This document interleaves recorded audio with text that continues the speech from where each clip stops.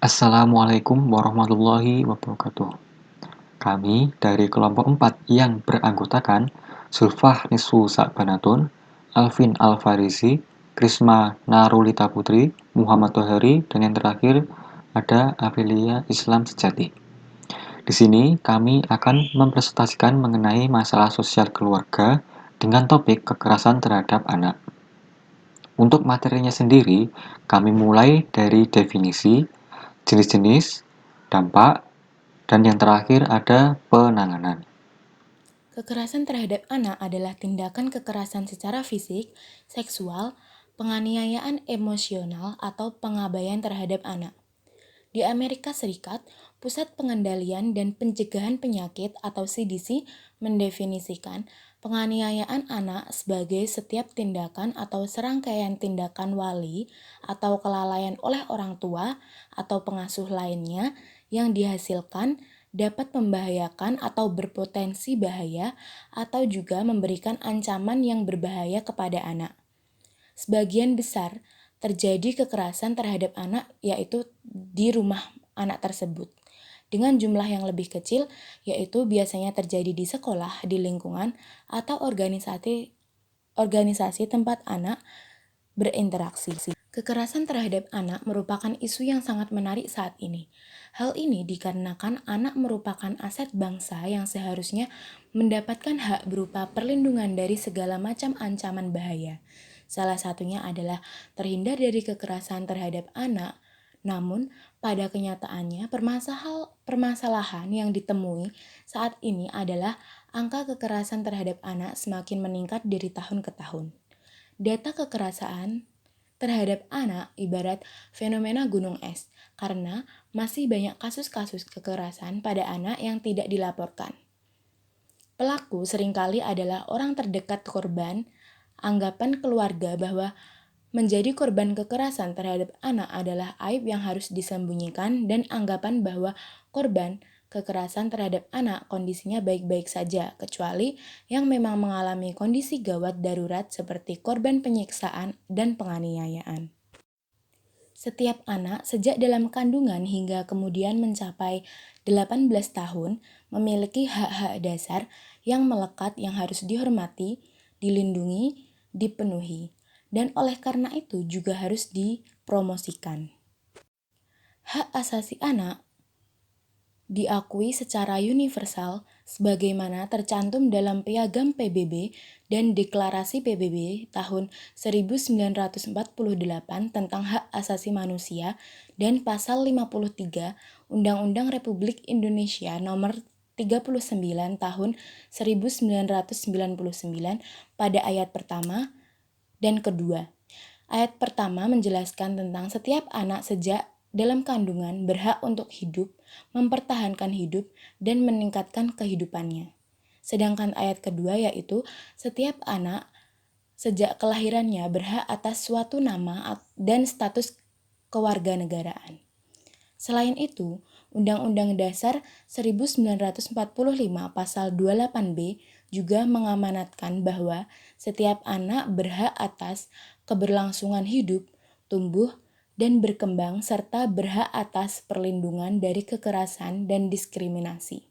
Serta Undang-Undang Nomor 35 Tahun 2014 juga menjamin dan melindungi anak dan hak-haknya agar dapat hidup, tumbuh berkembang, dan berpartisipasi secara optimal sesuai dengan harkat dan martabat kemanusiaan, serta mendapat perlindungan dari kekerasan dan diskriminasi.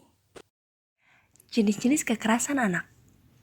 Menurut para ahli, kekerasan pada anak dapat diklasifikasikan menjadi 4 bentuk, yaitu ada kekerasan fisik, kekerasan psikis, kekerasan seksual, dan juga kekerasan ekonomi.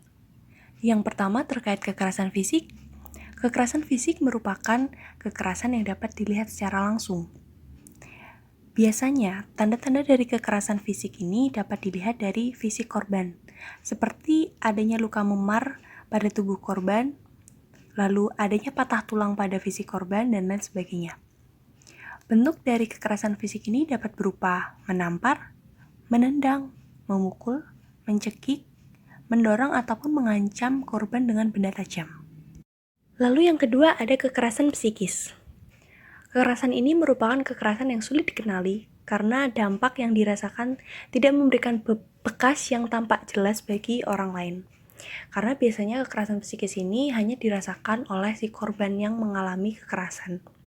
Kekerasan psikis ini menyerang mental korban, sehingga apabila anak yang mengalami kekerasan secara psikis ini, maka kekerasan ini dapat menyakiti mental anak sehingga membahayakan perkembangan emosinya.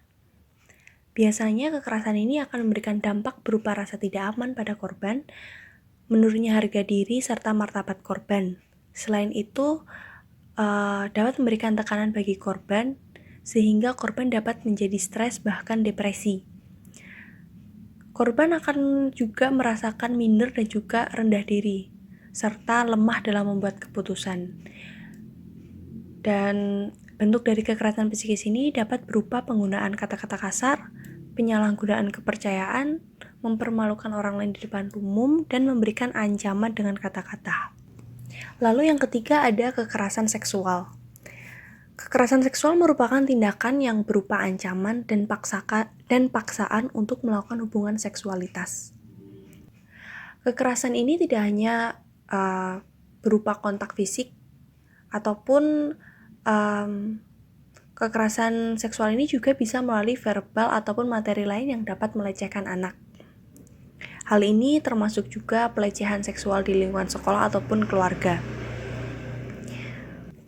Contoh dari kekerasan seksual ini yaitu melakukan kontak seksual dengan anak, mulai dari berciuman ataupun melakukan hubungan seks, lalu memaksa anak untuk mengambil foto ataupun menonton video porno, dan melakukan call seks pada anak, lalu menunjukkan alat vital pada anak.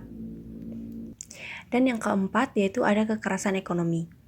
Kekerasan ini sering terjadi karena orang tua memaksakan anaknya yang masih di bawah umur untuk ikut memberikan kontribusi ekonomi keluarga. Hal ini biasanya berupa eksploitasi anak, yang mana anak dipaksa bekerja untuk memenuhi kebutuhan ekonomi keluarga. Selain itu, penelantaran anak juga merupakan bentuk dari kekerasan ekonomi ini. Penelantaran anak sering terjadi karena alasan kondisi keluarga yang miskin ataupun orang tua tidak mampu untuk mencukupi kebutuhan dasar dari si anak. Dan menyebabkan banyak anak yang ditelantarkan dan juga mengalami eksploitasi. Untuk slide selanjutnya, kita akan membahas tentang penyebab kekerasan terhadap anak. Faktor utama penyebab kekerasan terhadap anak yaitu yang pertama, faktor ekonomi, dan yang kedua adalah hubungan sosial si anak tersebut dengan keluarganya maupun hubungan dengan orang-orang di luar keluarganya. Mari kita bahas satu persatu. Untuk faktor ekonomi, kemiskinan dapat membuat stres dan meluapkan kemarahannya terhadap anak. Jadi ini permasalahan di dalam keluarga, lalu orang tua tidak bisa mengatasinya dan membuatnya stres, lalu meluapkan kemarahannya itu kepada si anak. Bisa akan terjadi pemukulan terhadap si anak, memaki-memaki, bahkan sampai pembunuhan. Untuk yang kedua, hubungan sosial antara di dalam keluarga maupun di luar keluarga. Untuk yang pertama, kurangnya keluarga yang kurang berkomunikasi bisa diakibatkan karena kesibukan orang tua, dan orang tua langsung memarahi anaknya. Jadi misalnya seperti ini ya teman-teman. Orang tua sibuk seharian bekerja, lalu tidak pernah mengetahui apa masalahnya, dan orang tua dipanggil ke dalam sekolah gitu misalnya karena si anak membolos. Lalu ketika sampai di rumah, orang tua langsung memarahi anaknya tanpa mengetahui kenapa kok membolos gitu ya teman-teman. Jadi langsung memarahi. Nah gitu, jadi kurangnya komunikasi tanpa mengetahui masalah apa yang terjadi kepada si anak. Untuk yang kedua, itu orang tua kurang edukasi. Jadi kurangnya pemahaman orang tua terhadap masalah yang dihadapi anak itu jadi seperti ini. Untuk zaman sekarang dengan zaman yang orang tua kita sangatlah berbeda gitu ya teman-teman. Jadi orang tua kayak misalnya pulangnya terlambat gitu ya, itu hal yang wajar gitu, langsung dimarah-marahi tanpa mengetahui permasalahannya gitu ya. Misalnya kalau si anak pulang terlambat karena misalnya mengerjakan tugas gitu ya, jadi pulangnya agak kesorean atau seperti itu. Dan ini untuk yang selanjutnya itu berasal dari anak itu sendiri dan juga karena pengaruh media sosial. Jadi misalnya anak itu sendiri berperilaku menyimpang atau bullying.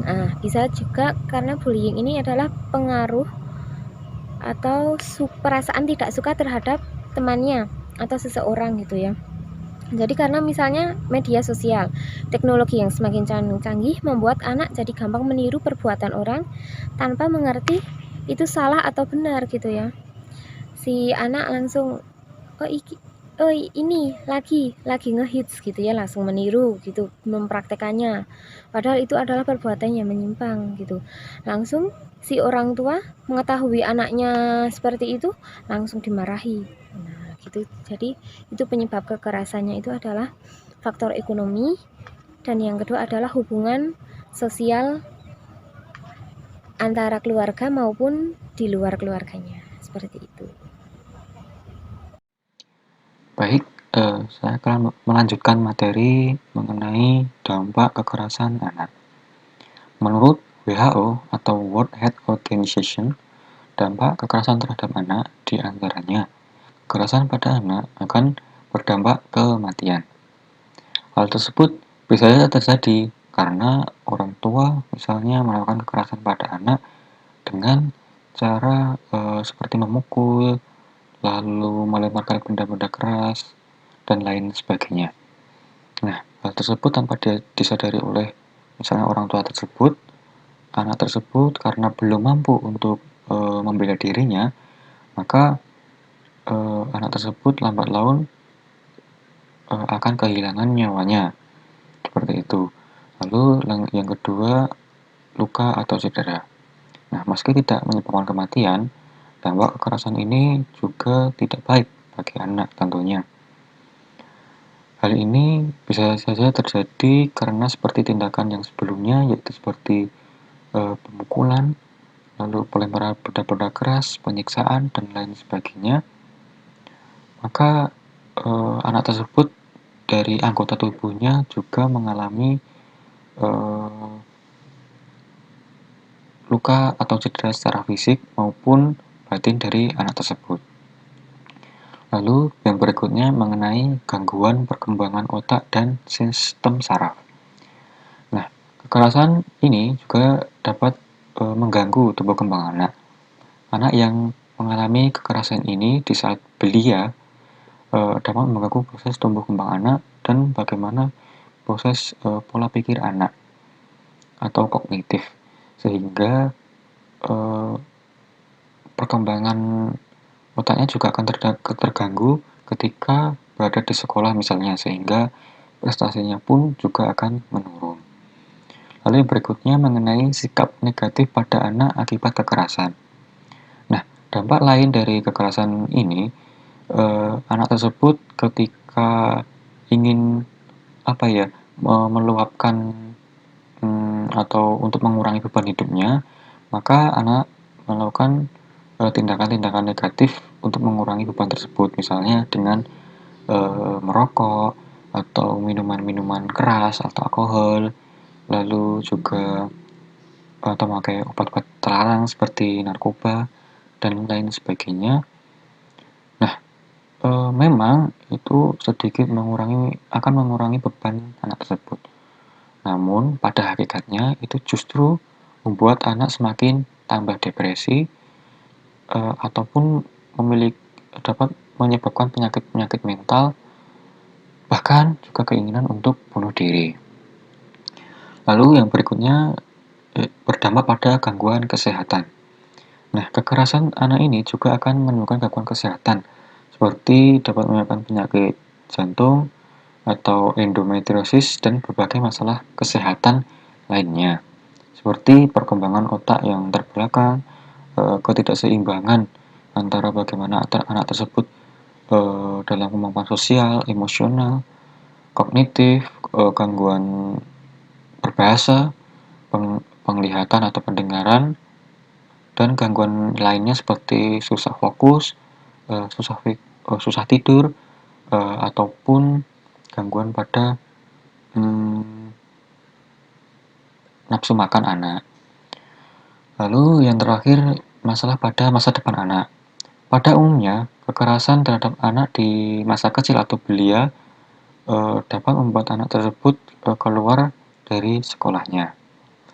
Nah, selain itu, anak di masa depannya juga akan kesulitan dalam mendapatkan pekerjaan.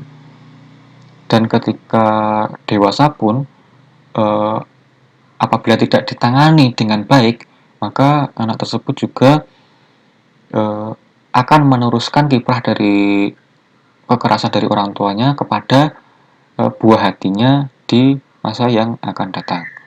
Kurang lebih itu yang dapat saya sampaikan. Selanjutnya akan disampaikan oleh pemateri berikutnya.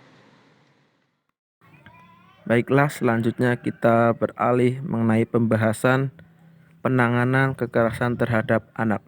Ketika kita berbicara mengenai penanganan kekerasan terhadap anak, dapat diklasifikasikan menjadi 3. Yang pertama adalah penanganan primer, adalah proses penanganan atau pencegahan yang ditujukan kepada orang tua ataupun tenaga pendidik, agar mereka mampu meningkatkan kemampuan dalam mengasuh dan menjaga anak, sekaligus mengawasi mereka secara baik.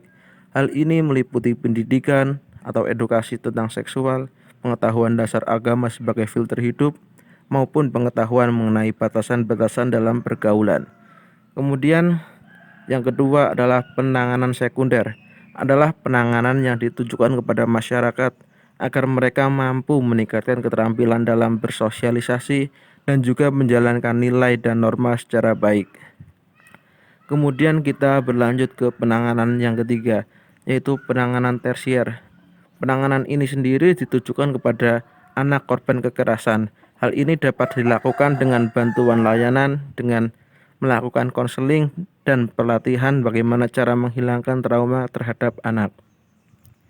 Untuk itu sudah menjadi kewajiban baik untuk pemerintah, masyarakat maupun lembaga serta keluarga untuk bersinergi melakukan pencegahan terjadinya kekerasan terhadap anak, sehingga angka kekerasan terhadap anak dapat diminimalisir.